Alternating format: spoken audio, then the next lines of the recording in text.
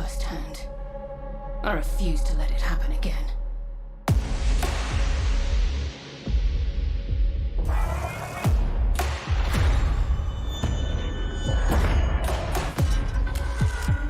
It's time the truth presented itself to you. Darkness resides within, beckoning you. This is a truth we cannot hide from, and so we must embrace it.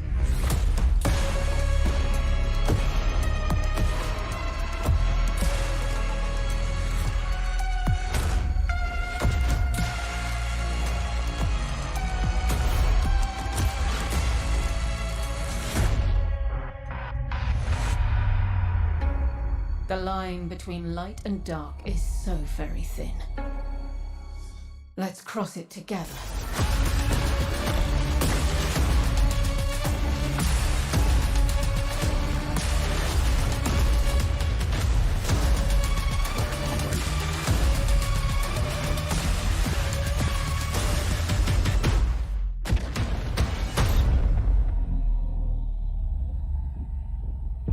I will give these Guardians the destruction they crave.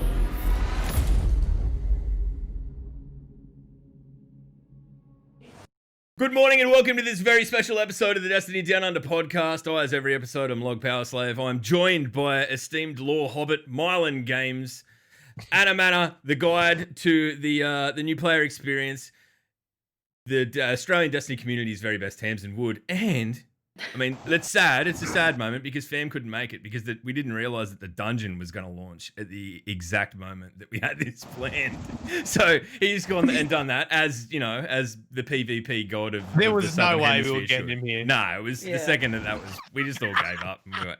But we've super subbed him out. We've got Katherine Walker from none other than a company that you've probably heard of, Bungie. She's going to come in and talk a bit of Destiny with us and kick this stream off right. So welcome everyone. Good morning. It's pretty exciting times to be a Guardian or maker of Guardian related content. You mean a Guardian of Darkness? It's just got out of stasis. Yeah, there was no stasis for me. Unfortunately, I was awake from the moment I started watching the trailer.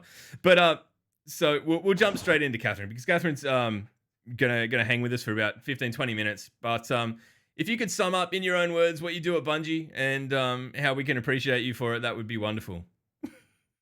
Sure.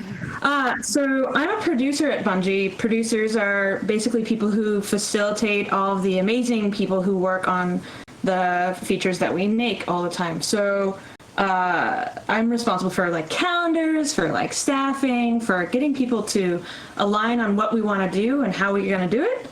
And I work with the raids and dungeons and player journey teams at Bungie. Ooh, dungeons. So what we need to know is who in the team was against Dark Powers and why did it take so long? No, I'm joking. Unless you want to throw someone under the bus, go for it. I would never. We are all very excited about stasis. I can't even tell you. How long has this been on your radar, the wielding of the darkness and like finally being able to talk about it?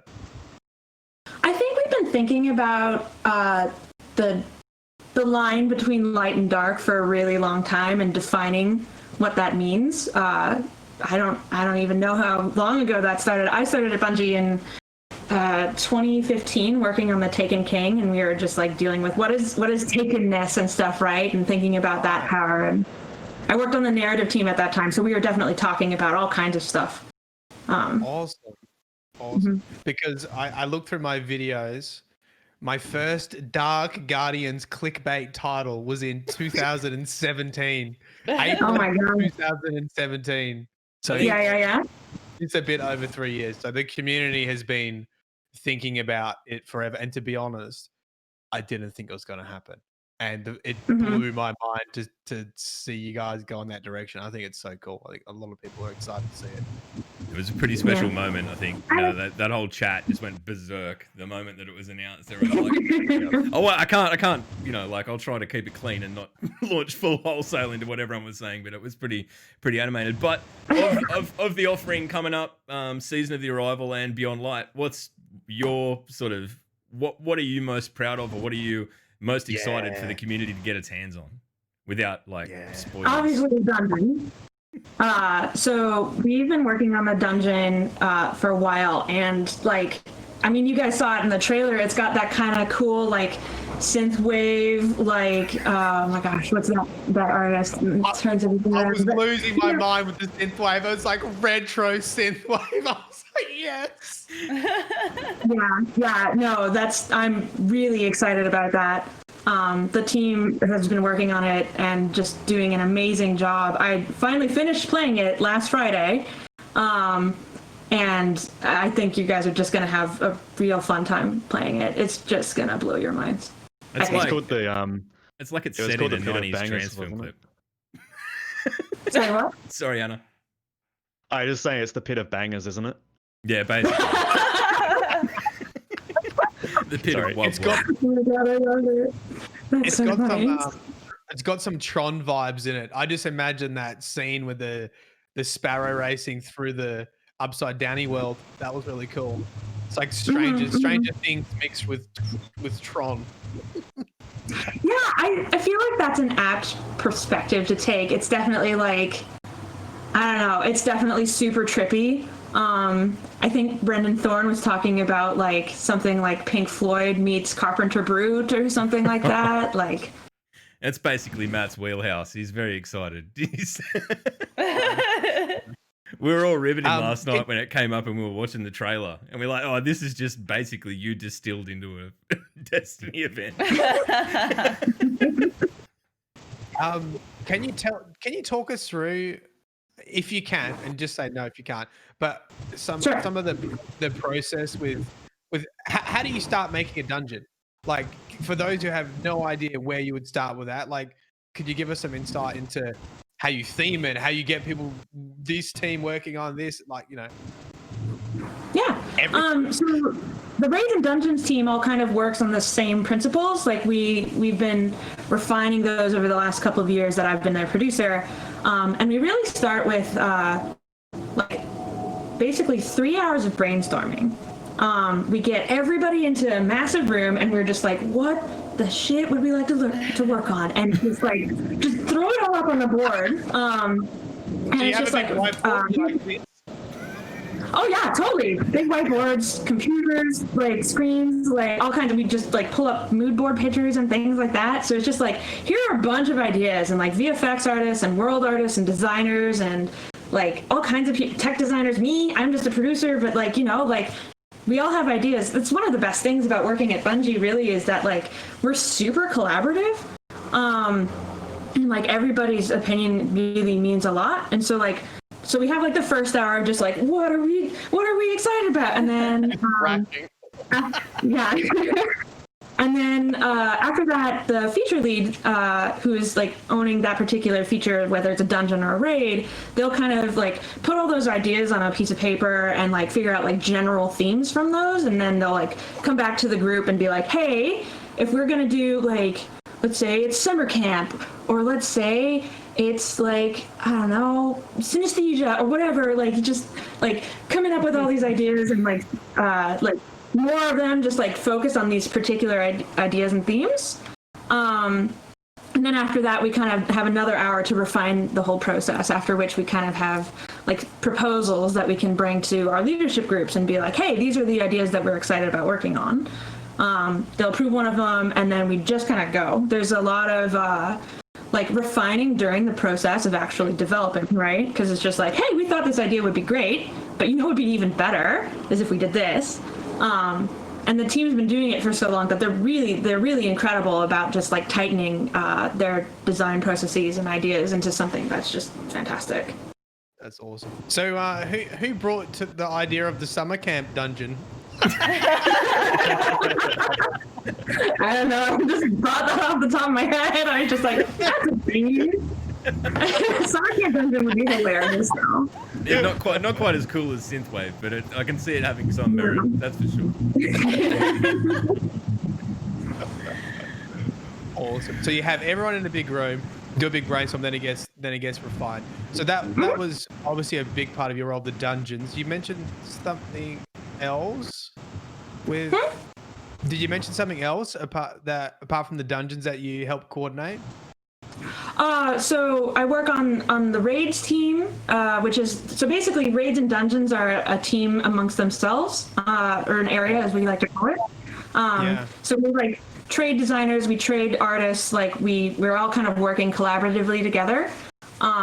So people who work on raids will also work on dungeons and vice versa. Yeah. Look, you have to excuse me because my brain's failing because I've only had a couple of That's hours so sleep. fun. I think you've already said.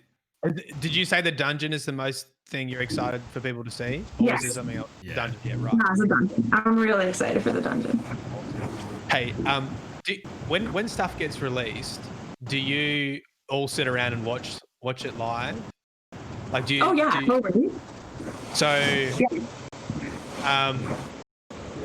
how long do you reckon it's going to take? If you have a guess, random guess, how long is the first completion going to take? Well, so it's launching at 5 p.m. our time, and I have like a meeting set up, which is just like everybody get into a room and like life size with each other and figure out what we're doing. I have only booked it for an hour and a half. I think somebody will finish it by then. But it's the end of our workday, so like we'll probably just hang out until we see somebody finish it. We've done this before. I first joined the Raids and Dungeons team when we were making Last Wish. And so we had our launch party, and I was in there for 19 hours, and it was so fun. Can you give us an insight to what that looks like? Is there banter? Like what was that bit that everyone got stuck on? The key one. The lock, yeah. Mm-hmm. Was it like, who made this? Whose like idea was this? Good one, Dave. I mean, we all know. Yeah, we all know. Like, no, it's more like we were just so excited for everybody who got a little bit further. I think every time like somebody just like something else clicked and we're like yes, and then we'd be like we check a lot of So we usually have 6, like when we're doing these things, we usually have 6 different Twitch streams up. And so we're kind of like watching all these different people, and like other people are just like looking on like Twitter and stuff like that and seeing like who's come up with some new strategy or whatever. And we're like, oh, we should go look at that one now. And so we're just like switching them in and out and just being like, it's really exciting, to see people engaging with your work and being super excited themselves and bashing their heads on puzzles that you hope were hard. Like, the heads are not too long. Can I ask, so when you like set up and stuff like that for raids and watch parties, do you guys now expect that they could go forever and start bringing your sleeping bags with you and blankets and snacks? I mean, unfortunately, there hasn't been one as long since then.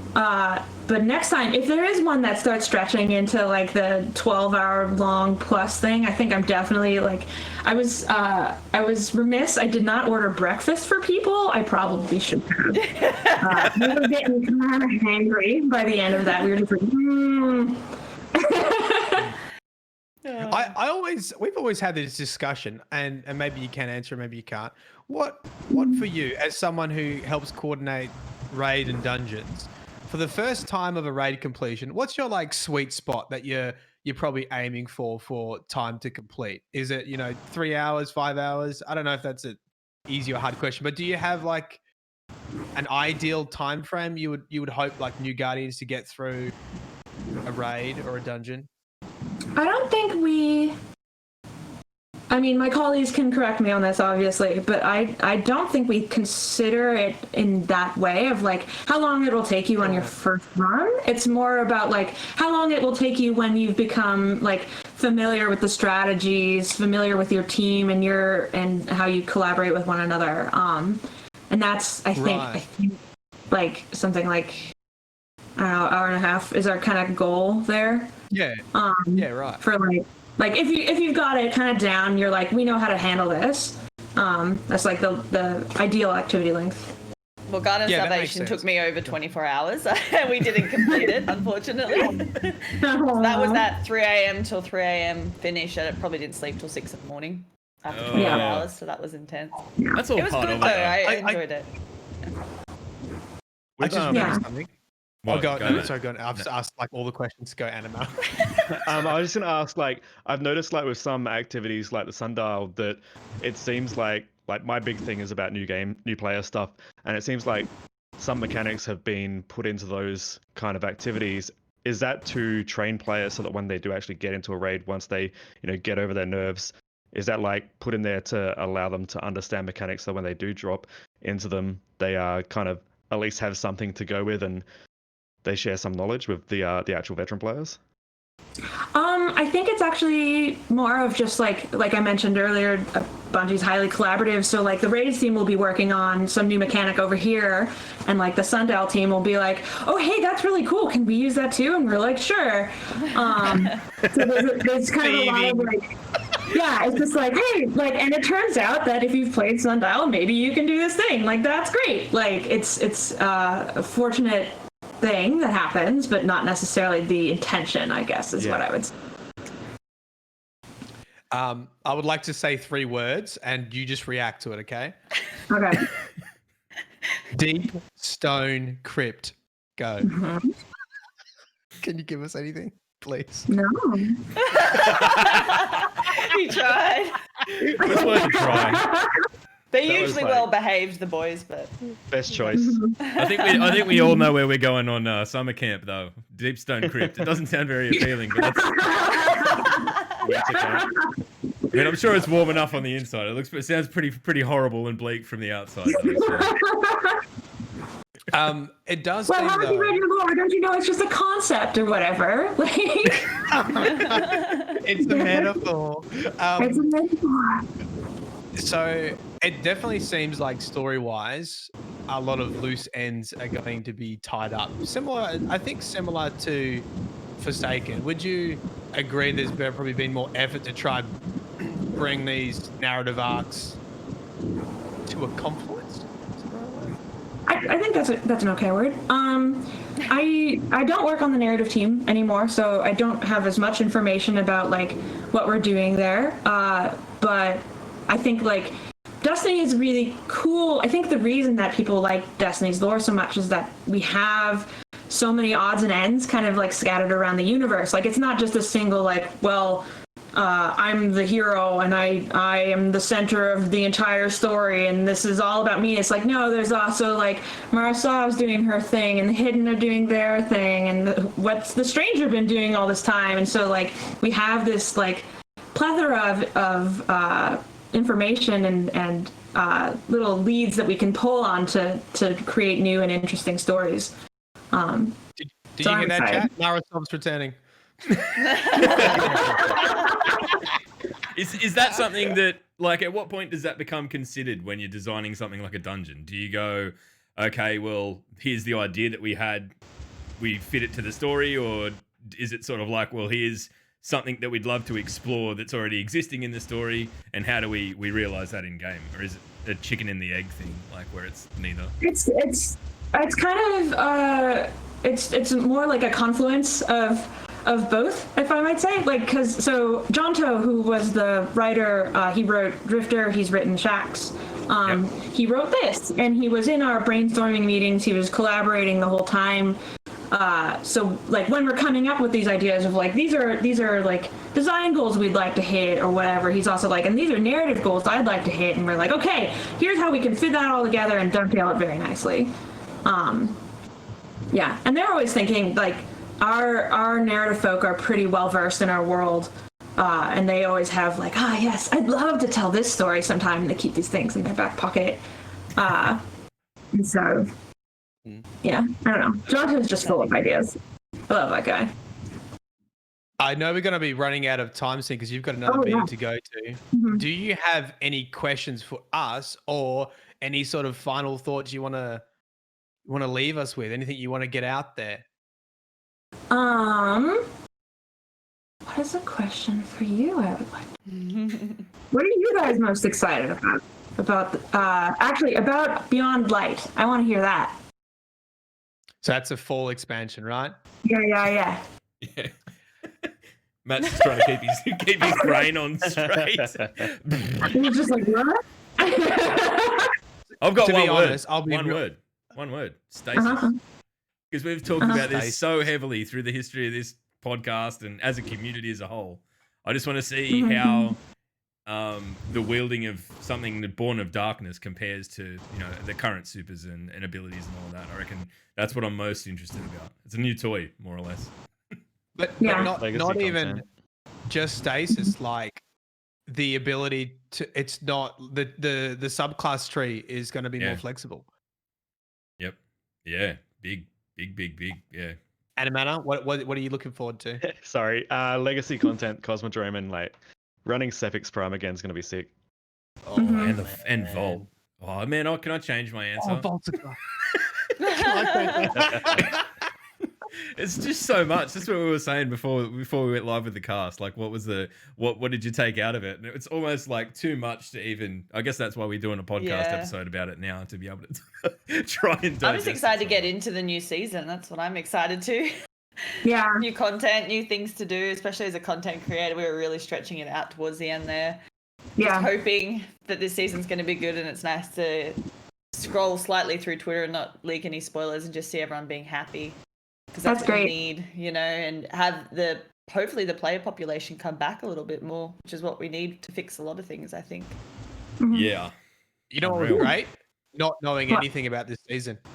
Yeah. Not knowing anything. I couldn't write notes fast enough. If you go watch my stream, I'm like, oh my god. And I'm just like, Stasis, Exo Stranger, Drifter, The Nine, Europa, Deepstone Crypt, Eramis, Mithrax, Wielding the Darkness. Fuck, slow down. The Witch Queen, Lightfall, 60 frames per second, 4K console, intergenerational crossplay, Destiny content vault. There you go. I have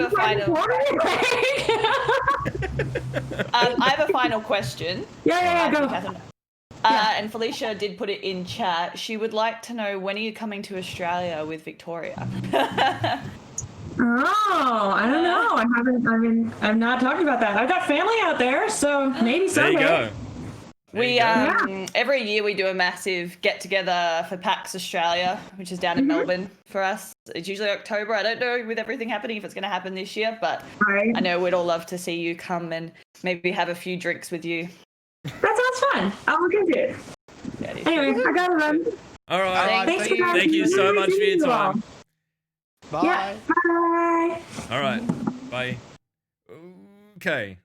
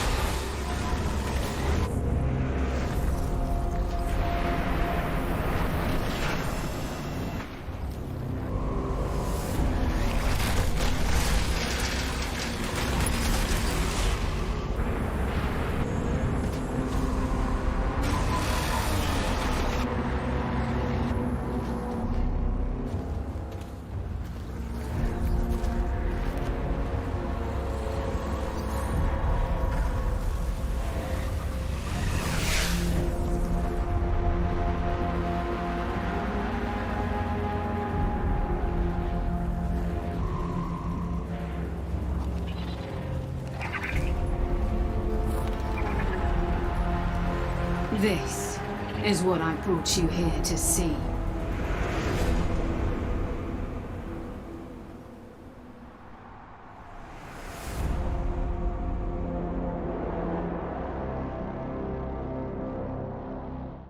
All right, well, that was the epic trailer that they opened last night's reveal to. The Exo Stranger is back, Maddie. How you doing, buddy? My favorite part was I've got 3 words for you: deep stone crypt, and then the answer was no. Oh wow, that was a lot of fun. Katherine, what a good sport and what a champion to jump in for a little while and talk and sort of weather the storm of excitement that is the 4 of us at the moment. But holy crap! I feel sorry for anyone who came here expecting to get a debrief first. Unfortunately, it was just the way things worked out. We couldn't give you a rundown of they're very obviously extremely busy on release day, so we had to do the interview with Katherine first. But we're going to do a debrief now, right? Basically, we're going to run through the lot. We're going to run through the absolute lot. So if you're just jumping on, like these things, they're always in the middle of the night for us Aussies. So we thought we'll team up with, it was Fez's idea. So round of applause for Fez and Cozzy for making this happen. So we're all here to do a bit of a debrief at a time a little bit more comfortable for those in the Southern Hemisphere, or at least in our part of it. So let's just dive into it, guys. Straight off the bat, we saw the trailer that we just ran. The Exo Stranger, the Drifter, and Eris Morn all being called to Europa, standing out the front of a gigantic Doritos ship in the snow. Maddie, what did you make of that? What did you get out of it? The first thing I fucking said is, "Oh my god, they're the 3. They're the original invitation of the 9 cutscene with the Drifter that says there are 3 that have transcended their design, which meaning they're wielding powers of the darkness. Was the Drifter, the Hourglass, and the Forgotten Blade, which I'm assuming now is Eris. You see the 3 heroes, people that don't really use light in the usual way, exploring Europa, and I'm like, God damn. Oh, and God. I was gonna say, is there a name for them, like the Dark Vanguard or something? Oh, they should have a name. Yeah, every good group has a name. The Revengers. I didn't make that up at all. That's true. No, you stole it from me. We saw not. I was so excited to see the Exo Stranger, but Dr. Lupo had a interview with Luke Smith, not a ghost. Yeah, the fish ghost is not even a ghost. And we might be able to get one eventually. And you might be able to get one eventually. Not this year. Yeah. What do you think that is? It's a fish ghost. Is it dark? Is it dark based? Yeah, it's got to be. It's got to be darkness. Destiny pets. Unless that's what's going on. Unless they're going to transform the series into like Prince of Persia, and it's like a time manipulation mechanic. I'll just finally get pets. Yep. Destiny. Oh my god, that little thing. Yeah, it's Has it got a name? Koi fish. It looked like a koi fish. It looked like a fish. Yeah. It was definitely a fish. The fish. Space fish. Okay. All right. So and anything else? They said the birthplace of the Exo. Yeah, well, that's and Deep Stone we Crypt. saw. We've done that for a while, right? Yeah. Like, And then we saw Eris. We saw Eris using some stasis powers in the ice. And we also saw No Time to Explain, the Stranger's Rifle, which that was gifted to us a long time ago, but she's got it again. Wonder if they go over that. timey-wimey, wibbly-wobbly, Matt. It doesn't matter.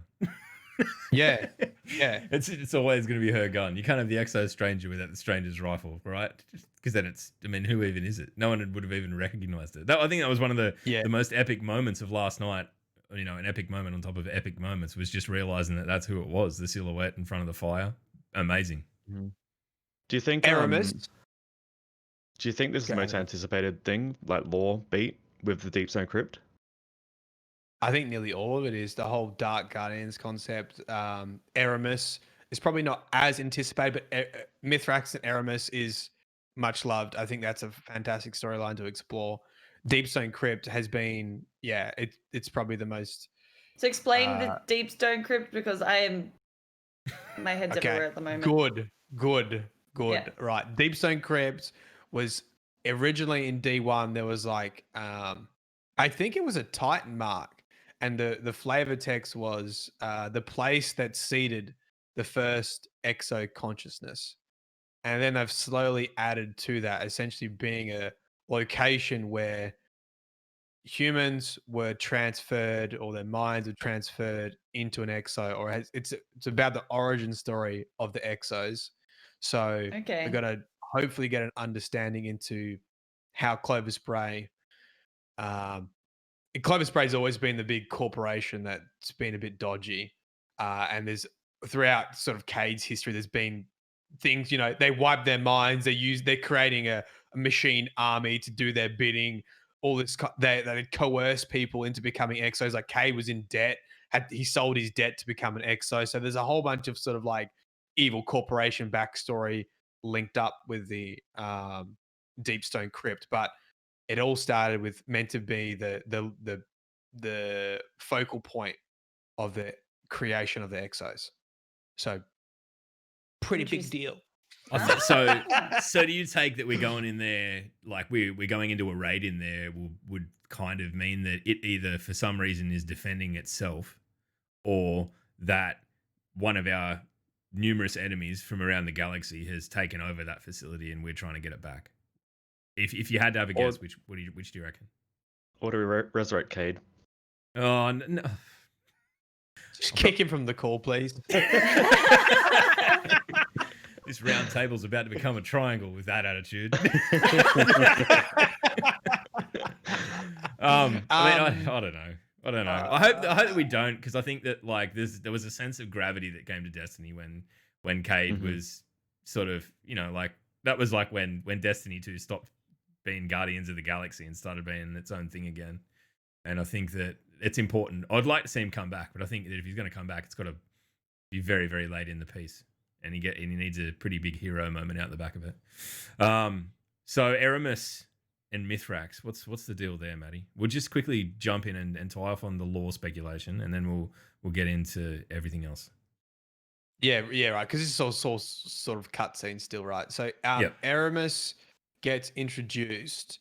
The Fallen have a pretty solid, consistent narrative arc, which is basically trying to release themselves from the ether, which is their life force, while simultaneously trying to reclaim the Traveler. More recently, they're not as concerned with getting back the Traveler. They're more concerned with just rising up again. There is a great Eramis and Mithrax basically created the House of Light and had aligned himself with Guardians. He's been seen in the Guardian fire team, and then he was featured in the exotic quest for what's the Siva pew pew gun? Come on, brain. Outbreak. What? Outbreak. Outbreak. Prime. So the 0 hour mission, right, had Eramis in it. Well, the backstory to 0 hour was Eramis was trying to steal Siva so they could remodify the Fallen so that they could free themselves from ether and sort of rise up again. Mithrax stopped that. We stopped that happening with Mithrax's help in the Outbreak Prime mission. And that was where it was left. I think Eramis yeeted out of there. So this is her returning. Eramis, the ship stealer, I think. Eramis is returning. And from memory, I spotted in the cutscene she had ice on her back. So I'm going to assume that she has somehow worked out how to claim powers of the darkness. And Eramis's storyline is going to be about the Fallen wielding the darkness to try rise up. So get ready. I mean, sort of from looking at this from a historical Bungie Destiny sort of story point of view, do you think we're going to see Eramis be the focal point of sort of the campaign that comes along with this new DLC, and then the Deepstone Crypt is something else entirely, as we've sort of seen with Red War and then Leviathan and. So maybe how they're doing, because I know that the seasons are sort of leading into each other. Eramis, because we're not going to get stasis right until the fall, but Oh, and Aramis is in the fall too. Yep. We're not touching on the rival Right, yet. okay. We'll do that last. We'll do the most current stuff last, and then you Right. can go out and play it if you're watching this, right? I don't know why you think wouldn't so. be now. This season's surely going to start leading into using dark powers, and then I don't know. What was the question? I was just speculating as to whether or not we're going to see Aramis be the focal point of the campaign or the raid or both, or I don't know. one of the two. It seems like it, right? It seems like she's going to be, but you've also got the pyramid ships. So, I mean, typically what Bungie does is they give you the overarching enemy, and then they give you someone who wields it. So, like Rise of Iron, Yeah. Siva, overarching enemy. What was Spider Leg Boy? What's Spider Leg Boy in the fucking Wrath of the Machine? Oh God, Matt. Axis. Yes. Axis. Got it. You know, Got they'll got them. You know, they'll give you that overarching threat, Yep. Almighty, and then they'll put in someone who's being a douchebag. So It absolutely I seems to be the way they're going with the darkness stuff too, because it's sort of like the darkness is a power and it's being used by other, our enemies, more or less, more so the Hive than anything else. But I think that what we're going to see with the Fallen sort of moving in to try and take over that power with Aramis will be much the same sort of thing as the way the darkness have operated. Here's the question: if we wield the darkness, like, does that mean we have to get rid of the pyramid ships or not? That's a Like, good are they question. friendly? Are they friendly boys? Are they friendly We're gonna- boys after we wield the darkness? We're gonna look up in the tower and there's gonna be a golf ball and a triangle just next to each other, just floating around. Happy friends. Who knows? We get the square in Lightfall. The Borg come in. The Borg. Did you see the imagery that had the triangle inside the circle for Lightfall? I think Mm-hmm. Yeah, well, I mean that's the scope of what we're looking at now. I mean, what was the darkness and light. What was the middle one called? The one that clearly implies Savathun, which is whatever. It Witch is Queen. the witch queen. The Witch Fucking Queen. brilliant. Yeah. So 2021.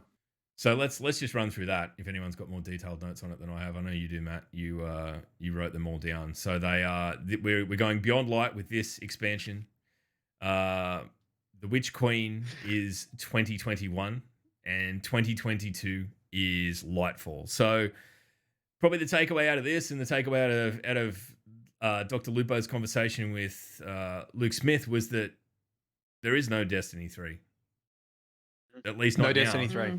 Yep. We're in D2 for the foreseeable future, which I think for a lot of us is I think it's positive news. I think especially when you couple it with the way that they're talking about rotating content through the game, retiring stuff that's not particularly used, bringing back stuff from D1 like the Cosmodrome, and like apparently next year we're going to get Vault 2. So the content vault, I think, is a super positive thing. I was surprised. I jumped on and had a quick look at the content that's actually going away when they release that, and it's pretty considerable. There's whole planets, the Leviathan, like a lot of stuff. So it begs the question: if they're going to take that much out, what are they putting back in? And from my Well, they said right, new planets, Yep. new planets. destinations, every expansion.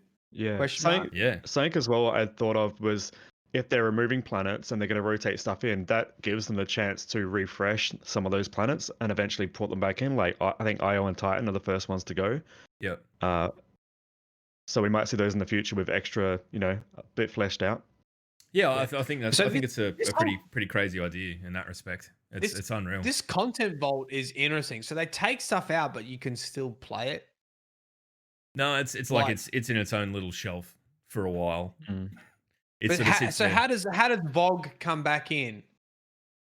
So they said they got a shelf. They're shelving stuff, but Luke Smith also said that it also brings stuff back. The vault. I don't think back. the vault in and of itself is like a actual thing we have access to. It's more a concept. Oh, of it's just like, a okay, concept so for dum-dums like me. here's the stuff that isn't particularly pertinent to where Destiny is right now. Right. We put it in a box and we put it in the cupboard for a bit that we're going to call the Destiny content cupboard vault.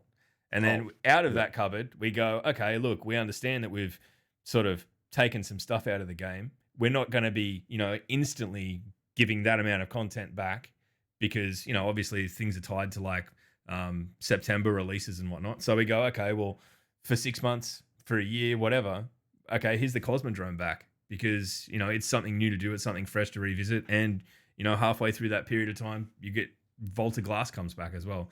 I think it'll go a long way to keeping a lot of this stuff fresh because they do raise a valid point in that there's a lot of Destiny content that has been sitting there in the game, not particularly, well used and just sort of gathering dust for a long period of time. And to keep the game manageable, absolutely. I support it. And I see, like you always see people talk a bit of shit about it, but I'm 100% for getting to revisit some of the nostalgic locations as well. I think it'll be incredible. I can't wait. Did they say anything more with the new consoles and having? Because I've always been keen for like Destiny the game, and like making Destiny 2 Destiny the game. Yeah. Which kind of sounds like we're moving towards that. Did they mention anything about like the consoles and potentially, if they allow for it, less has to be removed and more gets to come in? If that makes sense. 60 frames per second, 4K on new consoles. I think Hoggers. I think they're still limited by the size that they can have on things like the PlayStation 4 because they did say that they're supporting that going forward. So that's the whole point of the Vault. Basically, they're like the game's getting too big at 150 gig. So that's sort of the point of the Vault is to retire stuff so they can bring new stuff in. Yeah, and like, I mean, I guess the interesting thing while we're talking about consoles because we historically don't give them a much of a run. Sorry. The way that Destiny will work going forward is that if you own it on a platform, you own it on the preceding platform, right? Like so, or whatever the word for it is. So if you own it on PS4, you buy all of this content. You can then just jump straight in and play it on your PS5. You can, and there is intergenerational crossplay, which Mylan alluded to being something that he'd normally find on a website that he purveys. But we'll move on. I'm gonna try and keep it clean. Bit of an inside joke there. Yeah. Yeah, you had to be around pretty late last night for that one. But so yeah, old Xbox, new Xbox, all Xbox Xboxes Son can with, play together with stepmother, We'll eventually see that stuff. Like, say we get to Lightfall, do you think we'll end up seeing those older consoles grandfathered, and maybe that'll allow them to then start adding more content back in? I hope so. I know that That's what I was. I know that sounds harsh, but hoping. we did go through that with Destiny 1 in that it got to a point where the 360 was just like, sorry, buddy. Yeah. You're just out the back now, mate. You no longer serve a purpose. And the way that technology, admittedly, it's probably slowed down a little bit over the last 5 years in Destiny 2's lifespan. But I think that we'll absolutely get to a point where those older consoles really, really struggle to keep up. And at that point, I hope it's something they consider. Yeah, well, I mean, it doesn't seem like it. It seems like they're planning pretty heavily to be able to support it across the board. And, like with the Content Vault concept and all of that, provided that they add enough to keep the game fresh, I think that it's a positive move. Whether like you have the space limitation on the older generation consoles or not, I think it just provides focus for the game, and that's sorely needed. So what else did we get out of this?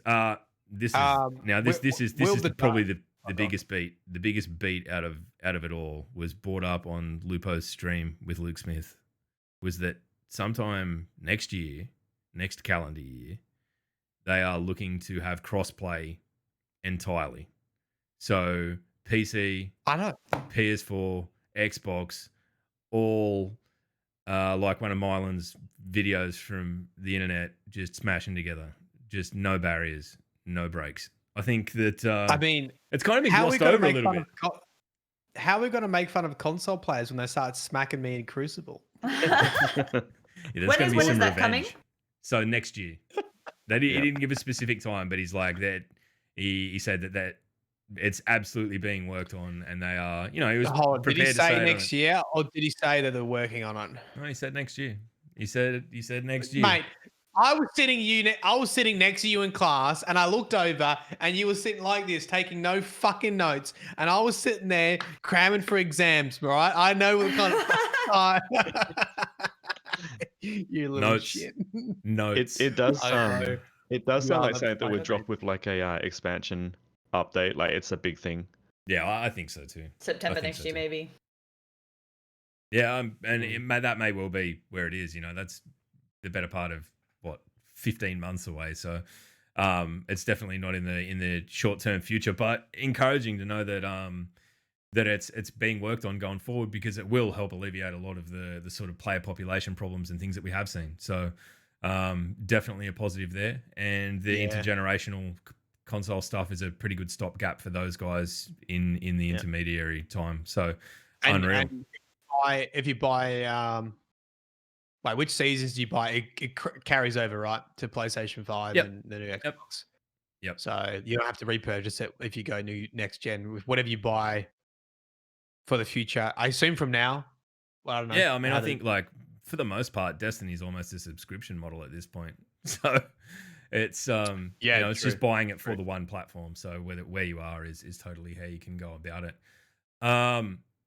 Other things from Lupo's stream, because Lupo had an interview with Luke Smith. I didn't really quite say that, but went for an hour or so, or half an hour. Some of my notes here: refresh trials every year, ×2 raid activities next year. There's one release that has no, I guess, pinnacle PvE content as yet. No Destiny 3, as we said before, it's going to remain Destiny 2 for the moment. That's a big no on dedicated servers. And on the question of beards, they are redoing some face customization. That's all my notes from. Oh, did you see Anna? Did you see his face go? No, because they mentioned like a few months ago something about updating the system for more customization, right? Yep. So yeah, so it'd be nice if we saw that bundled with the transmog stuff coming up. I think we can have the season of the prettiness come around, and we can all make ourselves look and feel how we want to look and feel in game. Unreal. I wonder if we're gonna have a little like wardrobe style thing that we can visit to continuously change our character. Or I reckon they Like need to just do Guardian something. quarters. You know the speakers' quarters where you go around, you go across the bridge in the tower. In there, it's sort of like a nice room. They just set it up in there because it's a space that we've never even been able to get in. Transmog station where we can like change everything. That'd be cool. I used to love those I used to call them iPads in Destiny 1 that would sit in the tower that you could go up to for the shaders and stuff like that. Yeah. I don't know why. I just love them. I thought they were so cool. Yeah, love something like that again. Yeah, just like a little changing booth, but it's just scans you, and you just you can flip through your outfits. That'd be cool. Easy peasy. Easy peasy. Let's go. Other thing we haven't really we spoke about it heaps with Katherine, but Wielding the Darkness, have named it Stasis. The main thing to take from it is it looks aesthetically, it looks like ice Pokemon. Icy boys. Yeah. Icy boys. I saw Frozen Fallen. I saw little icicles following you, following Eris. Yeah, what was that about? Was that the power, was it? Because I think so. I'm like, she's being pursued by icicles. Like, what? I know. You know what was cool through that cutscene? The music. The music really through was. that was so good. And I don't know, it was just different. It had that like, I don't know. Do you know what's real even quirky. better? You're going to be able to use that music without DMCA fucking worries. Anyway, moving on. And the other big bombshell that they dropped, and actually Dr. Lupo discusses too, is you will not be locked in. It's going to revert back to. Well, they didn't say it was going to revert back to D1 style. They said you're going to have more flexibility. You're not going to have to like pick this tree, I guess, with the stasis subclass and get locked into using those specific perks. You're going to be able to mix and match your stasis perks. Dr. Lupo asked if the rest of the subclasses will be upgraded as well to suit that. And Luke Smith's answer was, remember how I said we were experimenting and testing? Not quite yet. So, so stasis is going to be a test. Kind of the pilot for it. Kind of like an ability You watch, tree people will style. fucking break everything with it. People will break, and then they'll be like, "Well, now this is why we can't have nice things, Destiny players." God damn it. You cheeky God damn bastards, you've done it again. I was always kind of expecting like a almost Horde versus Alliance style World of Warcraft thing with the dark versus light, but it's interesting to see them adding it as like almost like another element. Oh yeah, it's another element. So they confirmed that too. So it's going to be Solar, Void, Arc, Stasis. It's going to be another element now. So I don't know if we're going to see another elemental shield. Like a taken guys shield play- kind of thing. Have you guys played anything yet? I have. No. I played the first couple of things. I couldn't Okay, help I won't- myself. I played. Do you want us to? No, Just I'm it's gonna- fine. Okay, just the exotic that you get in the season pass. Can I tell you about that? Yeah. Right. Go Look at excited. Tamsin's just like, tell me yes. So it shoots like a taken. What's it called? What's the taken pools called? So when it Another blight. Yeah, a blight. Yeah, Blight Yeah. Pool. Blight? Yeah. Yeah, when it makes contact, it makes a blight pool that increases damage with anyone standing in it. Or like you And stand, so kind of like a rift, but not a rift. No, for enemies. An So you shoot it at an unrift. enemy. It's an unrift. It's an opposite rift. It's a stasis rift. I thought you were saying it was going to make the enemies do more damage. I was like, why would I want that? That's just going to hurt me more. Dark powers. This is bad game design. It's almost like a I want to make taken this for more egg. difficult. It would be people in the Destiny community that would use it, though. You know that, right? I love seeing quirky guns like that. I'm not saying it's quirky, but seeing different. I love the word quirky apparently this morning. But seeing guns like that and then think about how they would play out in Crucible. Oh yeah. You know, Yeah, I like hadn't you thought know, of that. everyone had the gun where it was like a shield around. It's gonna be a menace because The it like pressure.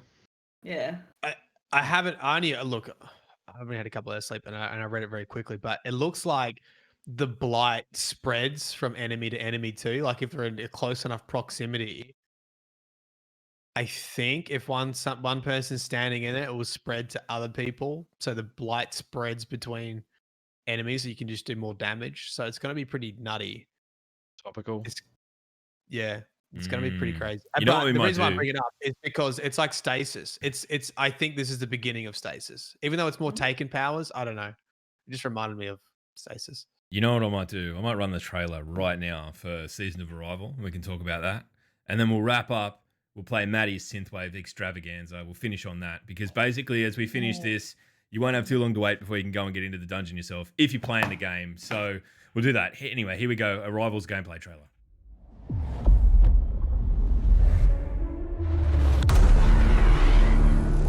The Almighty has been reduced to smoldering ash. And with allies like Rasputin, who can stop us?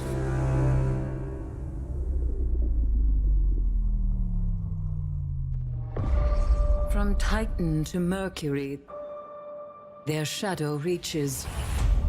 Is their message a warning? A trick? We can't know until we hear their words for ourselves. You bring weapons. You will not need them. We offer only truth. The darkness reached out, but something interferes. The witch sister of the taken king, Savathun.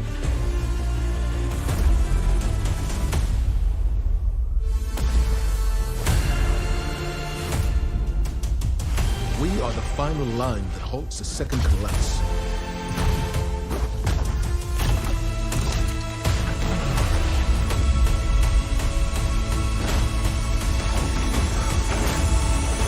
Prepare yourself, Guardian. This battle is not over.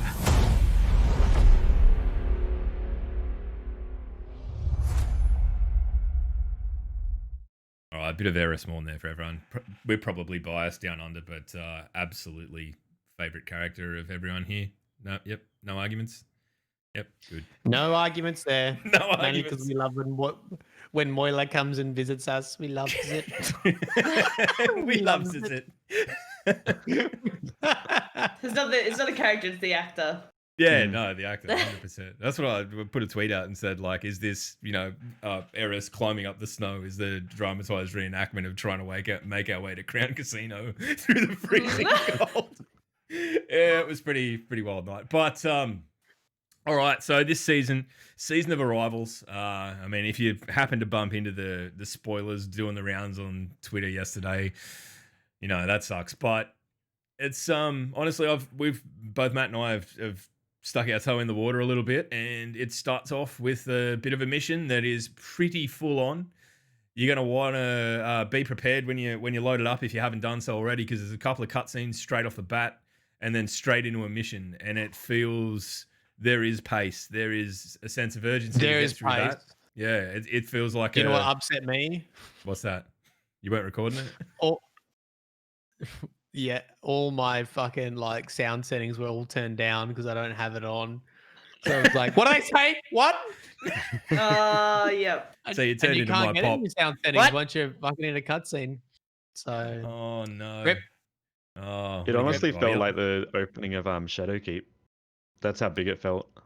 Yeah, it did. It felt really strong in that respect. So it'll be interesting to see how much it blows out. I definitely don't think we have to keep the concern that I think last season was probably the lightest we're ever going to see in terms of a season, right? Like there's a dungeon this time round. Admittedly, not a heap for PvP players, but hopefully the refinement of Trials comes along and reinvigorates that playlist somewhat, because there's still a heap of fucking good weapons and stuff to get out of that. There's a lot of the changes should be positive, but just to run through what we get out of Season of Arrivals that is live right now. There is the new dungeon. It's called Prophecy. It is Matt's synthwave extravaganza. I'm not calling it anything other than that for the rest of it. And from that, it says, face the mystery and unlock new Dato Foundry armor, which looks fucking incredible. It's the Dato armor. It popped up at the end there. It'll pop up at the end of the trailer for it as well.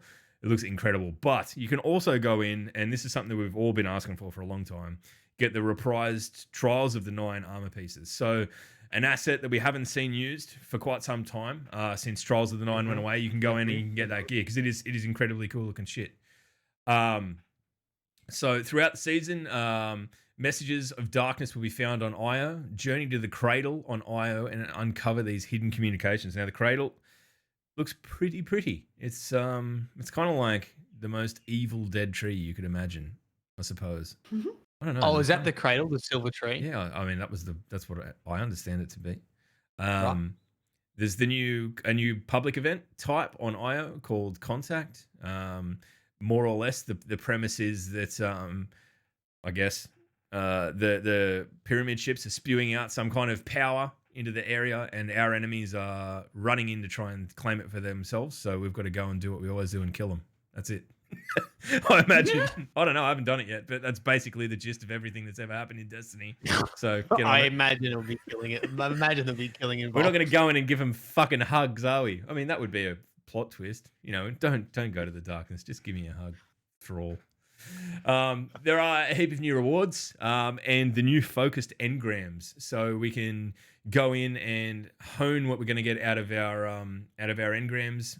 I think a very positive move, so that it just reduces that level of random. Wait, how does this engramming stuff I haven't done it for myself yet, so I'm not going to do anyone the disservice of trying to explain something that I don't understand.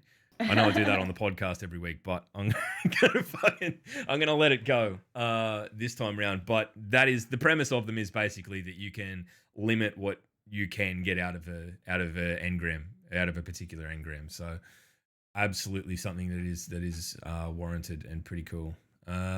So you get an engram, and basically, I believe there's a material involved, because I remember when I logged in, there was 2 materials that they mentioned in the engram sort of sentence. There's a new currency. It sounds like you'll probably use a currency to eliminate stuff you don't want, so you can grind for a gear piece you do need. Yeah, that's my uneducated guess at the moment. They're called Umbral engrams. Umbral engrams. Yes. Yep.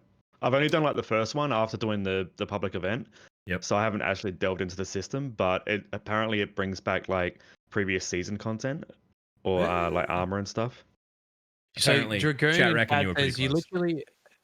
you're literally given 4 options, and then it tells you the what has a chance to come out of them if you select one of the 4. Mm. Right. Well, there we go. And there's a whole heap of new gear. So, amazing new weapons weight, and the Wither Horde exotic grenade launcher that Matt was talking about before that shoots puddles of darkness at people, which just sounds beautiful, to be honest. Sounds great. So I don't know. I mean, that's where we're at. I think. Look, are we just at the point of we all just want to run off and play this shit, or because I'm kind of starting to hype myself up. It's a little bit like that, isn't It's it? a little bit like that. Do you know what I'm looking forward to? Going to sleep. Yeah, that's the you first thing. dead set. You get that. You know how like when you haven't had enough sleep and you turn into Charlie Day at the fucking whiteboard. You've got that kind of. You've kind of got that. You did the action before when we were doing the interview, and it was. Oh yeah. It was fucking You think she appropriate. got it? We'll find out if she's ever willing to come back on. So, I'm scared. Oh no, yeah, I'll probably see. Ishtar Collective. Oh, Danny's here. Sorry, Danny. We're in a podcast. Sorry, Matt. What were you saying? There's law on Ishtar Collective for this season. 826 new entries. 826. What's the usual? Yeah, but that includes See, Anamana's on it. Weapons and stuff. There's two law books, 53 law tabs or something like that, and the rest are item descriptions. Oh, yeah, That should get you through a couple of months. Makes sense. Because you know what? My chat's gonna be like, Matt, why are you playing the game? Can you read us the law? Chat. All right, look, we're gonna wrap this up because Matty's getting super cranky. So what we're gonna do? We're going to run Matt's Synthwave Extravaganza, the dungeon. We're going to run the trailer for that. Then we're going to come out. We're going to raid into someone. Probably someone that you know. Or maybe someone that probably should have been on this podcast but isn't. So No, we said Tamsin might be. Are you going live right now? I was going to. Yeah, right, well, that's what we off said. You go then. Right. Go on. All right. Top 10 Check me anime out. betrayals podcast edition. All right, thanks for tuning in. If this is your Don't first reward time spamming. seeing the You're not even podcast, fucking here. it's basically this every time. We just devolve into swearing at each other. It's great. So thank you to Cozzy Thanks, and guys. Fez for putting this on. Thanks to Katherine for joining us from Bungie. That was incredible, incredibly giving of her time. And thanks to you for hanging out. And thanks to you three for just being here and Thank being you. awesome, as always. All right. That's good. Thanks for Rock and roll, everyone. making me get Let's up. synthwave this shit up.